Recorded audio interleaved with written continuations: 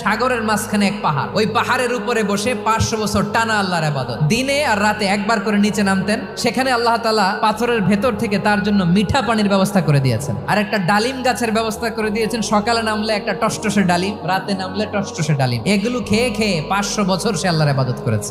আল্লাহর দরবারে কিয়ামতের কঠিন ময়দানে যখন লোকটা হাজির হয়ে যাবে, আল্লাহ বলবেন 500 বছর ইবাদত করছে তো আমার দয়ায় আমার বান্দারে জান্নাত দাও। এই বান্দা বলে বালবি আমালি, আল্লাহ তোমার দয়া লাগবে কেন? আমি আমার আমল দিয়ে জান্নাতে যেতে চাই। আল্লাহ বলবেন তাই, ঠিক আছে, তোমার 500 বছরের ইবাদত এক পাল্লায় রাখো। আর আল্লাহ বললেন আমি যে দয়া করে সৌন্দর্য দেখার জন্য তোমার দুটা চোখ দিয়েছিলাম, দুটা নয় একটা চোখ আরেক পাল্লায় রাখো। রাখা হবে, দেখা যাবে ওই 500 বছরের ইবাদত হালকা হয়েছে আর মুহূর্তের মধ্যে আল্লাহর দেয়া একটা চোখের নেয়ামত ভারী হয়ে গিয়েছে।